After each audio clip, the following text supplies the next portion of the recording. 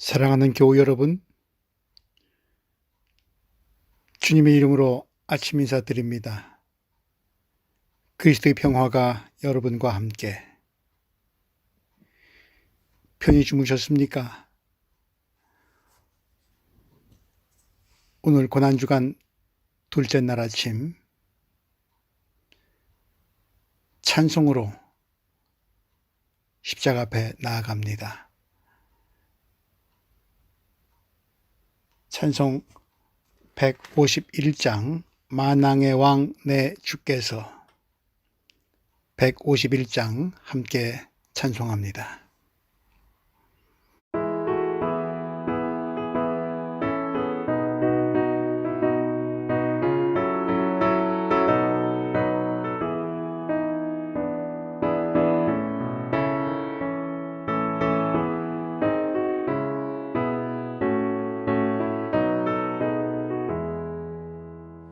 만왕의 왕 내 주께서 왜 고쳐다냈나.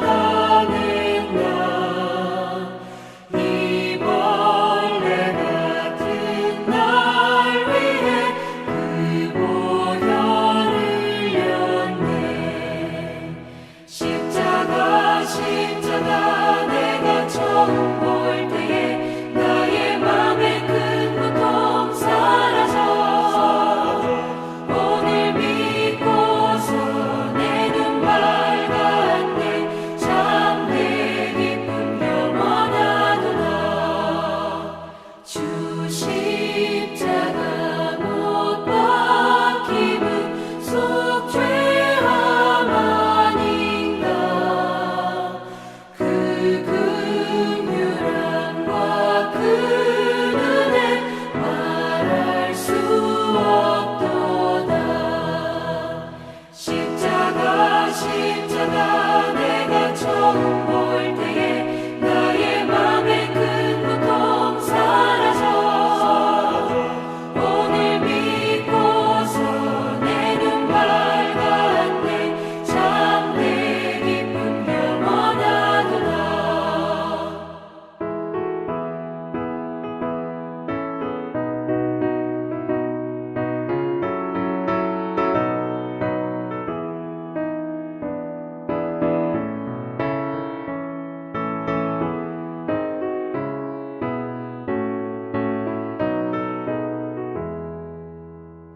늘 울어도 그 큰 은혜 다 갚을 수 없네.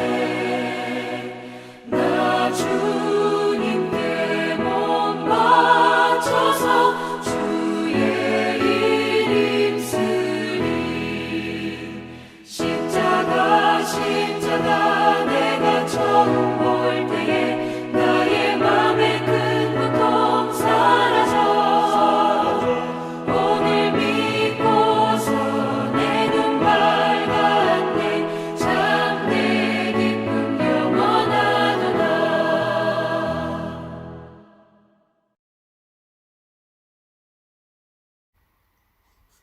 고난주간 둘째 날 아침, 오늘 우리에게 주시는 하나님의 말씀은 누가복음 23장 43절, 누가복음 23장 43절입니다. 내가 진정으로 네게 말한다.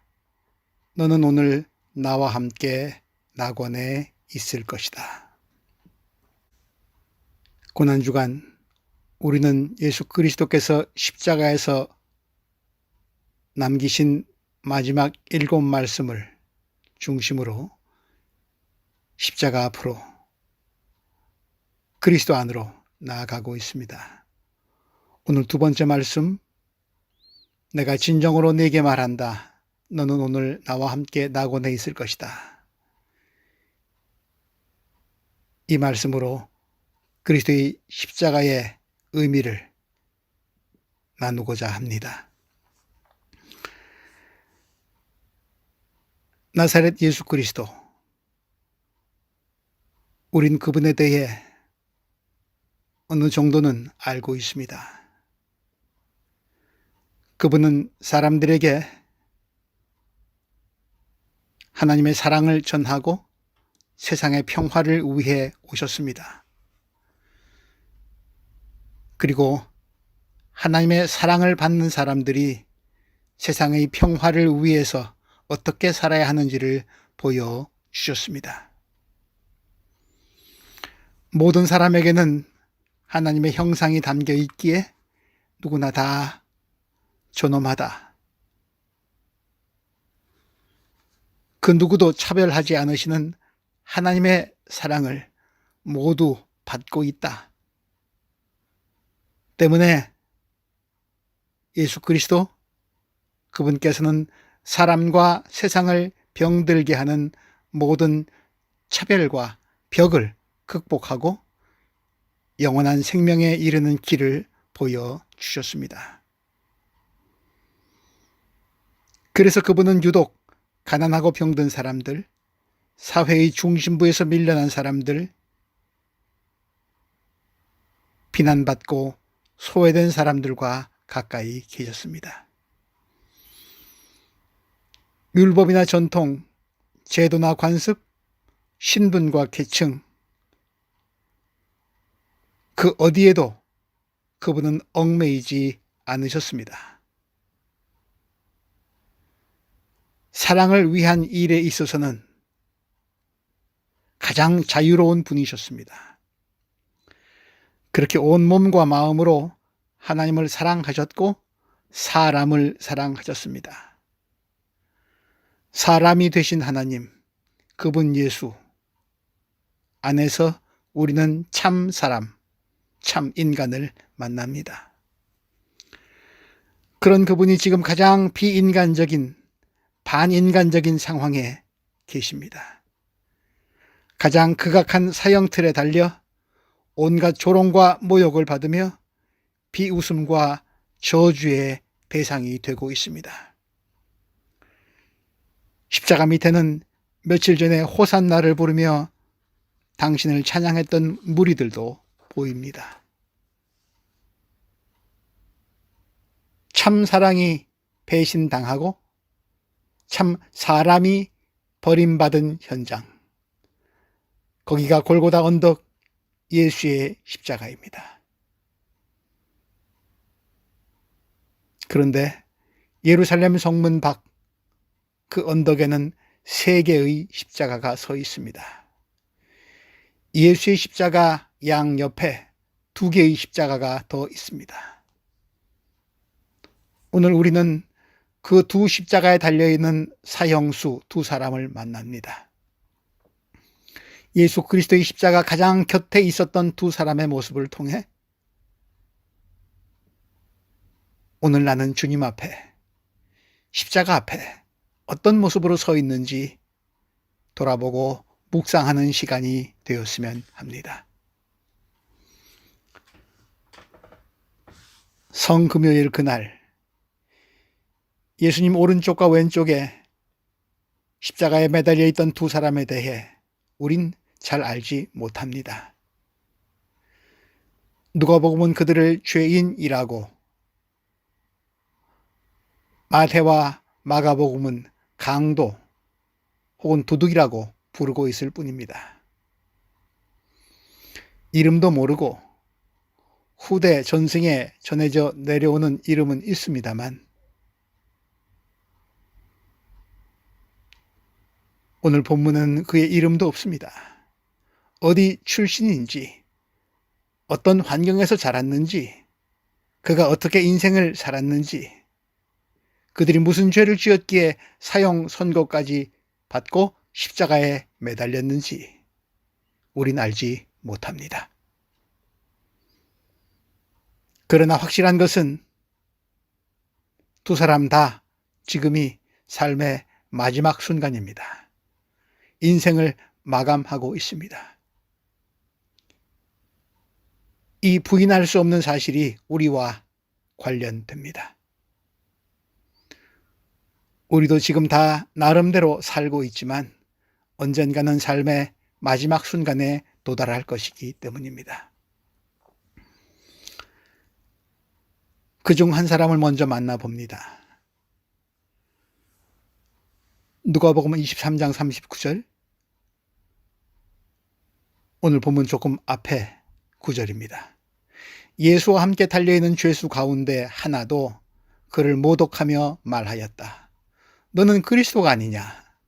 너와 우리를 구원하여라.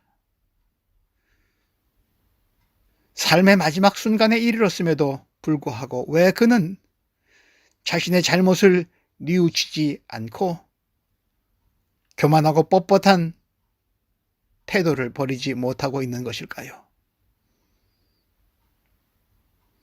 이렇게 죽는 것이 억울하기 때문인가요?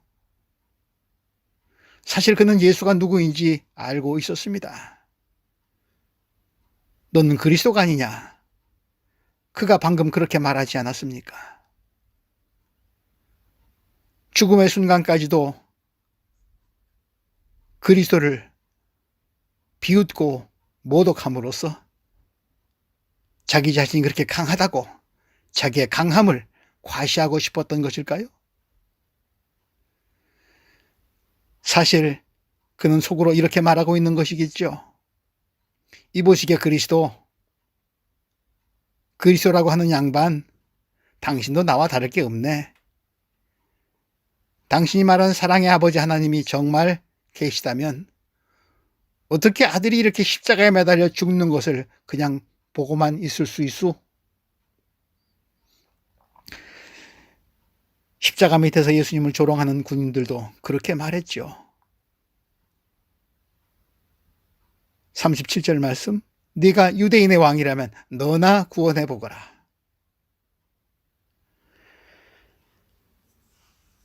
그의 이런 냉소적이고 사악한 말을 또 다른 십자가에 달려있는 다른 죄수가 듣습니다. 40절 말씀, 그러나 다른 하나는 그를 꾸짖으며 말하였다. 똑같은 처형을 받고 있는 주제에 너는 하나님이 두렵지도 않느냐? 우리가 저지른 일 때문에 그의 마땅한 벌을 받고 있으니 당연하지만 이분은 아무것도 잘못한 일이 없다.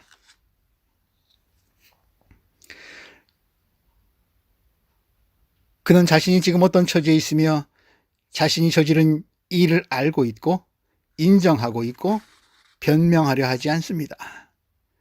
죄의 대가를 치르려고 합니다. 그리고 그는 옆의 죄수와는 다른 눈으로 예수님을 봅니다. 아마 그는 분명코 예수님이 십자가에 달려 하신 첫 말씀, 어제 우리가 나눈 말씀, 아버지 저 사람들을 용서하여 주십시오. 저 사람들은 자신들이 지금 무슨 일을 하는지 알지 못합니다. 라는 말을 듣고 이분이 범상치 않은 분이심을, 이분이 세상이 말하는 메시아 그리스도이심을,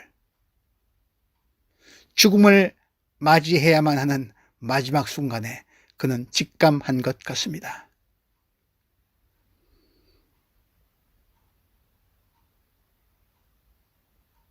자신을 죽이려는 극악무도한 살인범들을 용서해달라는 주님의 간구에 깜짝 놀라는 깨달음으로 그는 예수님이 온몸으로 받아들이고 계신 처절한 고통을 봅니다. 그리고 그 끔찍한 고통과 형언할 수 없는 치욕 가운데서도 베풀어지고 있는 사랑과 용서를 느낍니다. 그는 전율합니다. 저럴 수도 있는가? 그는 그 사랑과 용서를 받고 싶었습니다. 살아있으면서 한 번도 받아보고 싶었지만 받아보지 못했던 그 사랑과 그 용서입니다. 그는 마지막 순간만이라도 예수의 사랑과 용서의 대상이고 싶어졌습니다.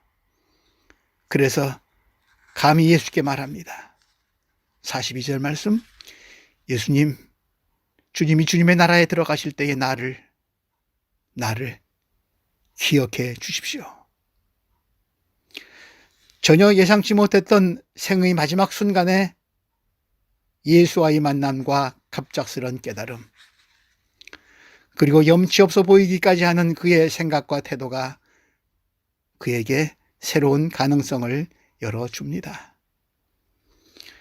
역설적이게도 그에게는 십자가에 매달린 치욕과 고통의 시간이 오히려 지상에서 누리지 못한 기쁨과 영원한 생명을 얻는 기회가 되었습니다.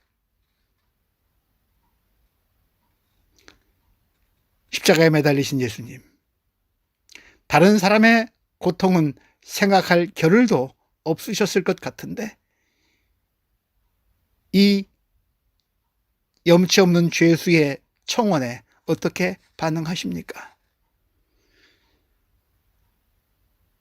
43절 말씀, 예수께서 그에게 말씀하셨다.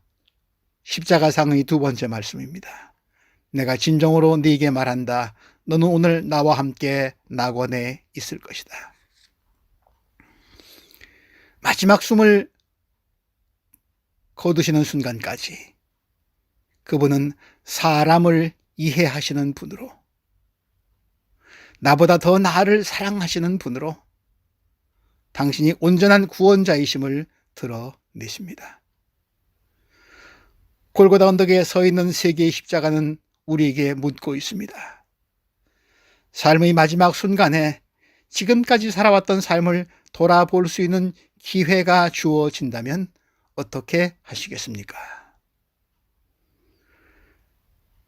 다른 사람이나 내가 처한 환경에 대한 비난을, 원망을 할 수도 있을 것이고 자신이 저지른 잘못에 대한 변명도 할 수 있을 것입니다. 그런데 한편으로 그토록 기다렸던 하나님과의 만남 앞에서 나 자신의 돌이켜보면 정녕 내가 죄인으로 살아왔음을 고백할 수 있을까요? 그렇게 마지막 순간에라도 스스로를 변화시킬 수 있을까요? 그렇다면 나에게 자비와 용서와 화해가 베풀어질 것입니다. 나무에 매달려서 땅에 발을 딛지도 못한 채 죽어가는 순간에 예수를 만난 죄수가 낙원을 허락받았다면, 땅에 발붙이고 살 때 그런 자성과 회개와 고백이 이루어진다면 내가 사는 이곳을 낙원처럼 살고 낙원으로 만들어 갈 수 있지 않을까요? 한 걸음 더 십자가에 가까이 가봅니다. 주님은 우리가 이 땅에서 어떻게 살든지 죽은 뒤 천당만을 보장해 주신 분이 결코 아닙니다. 주님은 우리가 이 땅에서 살아서 행복하게 살기를 바라십니다. 그분의 설교도 행복에 관한 것이었지 않습니까? 행복하여라 가난한 사람들, 슬퍼하는 사람들, 박해받는 사람들, 평화를 위해 일하는 사람들. 주님이 말씀하시는 행복은 이 땅에서 사람들과 함께 하나님이 좋아하시는 일을 하면서 하나님과 함께 기쁨을 나누는 것을 의미합니다. 때문에 우리는 이 땅에서 하나님의 백성들, 하나님의 아들과 딸들이 당하는 슬픔과 아픔과 고통에 대해서 하나님이 느끼고 계신 연민을, 하나님의 슬픔을, 하나님의 아픔을 공유해야 합니다. 하나님과 함께 슬퍼할 때만이, 하나님과 함께 아파할 때만이 우리는 우리의 이기와 욕망을 조금이라도 더 비울 수 있게 됩니다. 그리고 그 빈자리에 하나님만이 주실 수 있는 행복을 받아들일 수 있게 됩니다. 때문에 성경이 말하는, 예수님이 말씀하시는, 하나님이 약속하시는 행복, 그 행복의 반대는 슬픔이 아닙니다. 행복의 반대는 굳어진 마음, 완고한 마음입니다.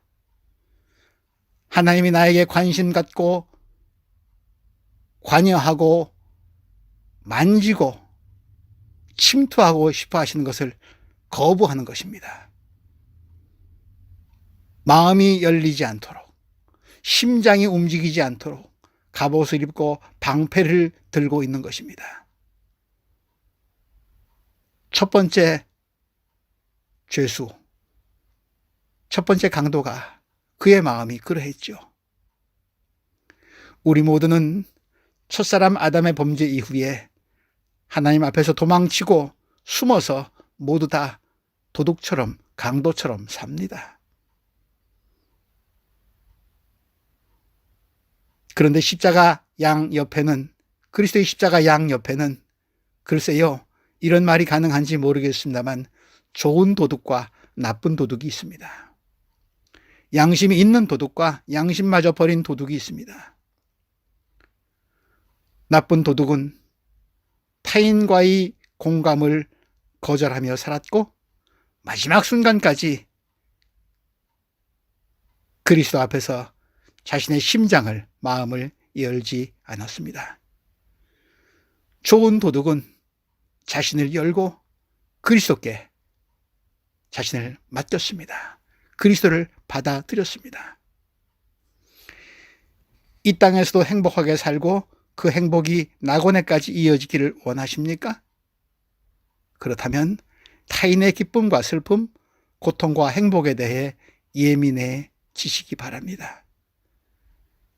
그러면 십자가에 달려서까지, 그 마지막 순간까지 버림받은 사람들에게 천국을 약속하시려는 예수의 사랑과 도둑의 기쁨이 나를 향하신 약속과 사랑이 되고 나의 기쁨이 될 것입니다. 우리에게 마지막 순간까지 기회를 주시는 주님을 통해, 그리고 그 마지막 순간에 천국행 티켓을 받게 된 사람을 통해 예수 그리스도의 십자가는 오늘 우리에게 증언하고 있습니다. 우리가 이 땅에 살면서 어떻게 하나님이 주시는 선물을 받아야 하는지, 그 선물을 받고 나누는 법을 그리스도의 십자가는 알려주고 있습니다.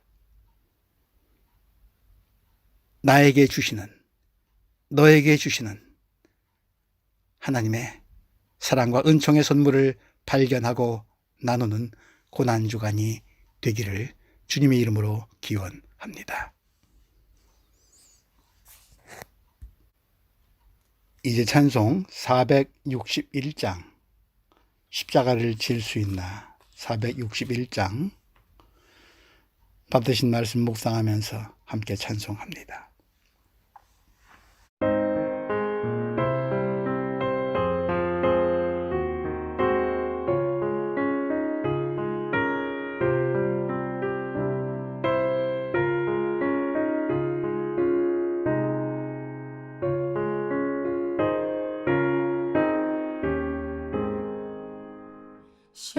십자가를 질 수 있나 주가 물어보실 때 죽기까지 따르오리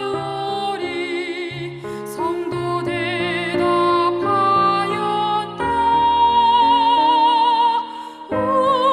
우리의 심령 주의 것이니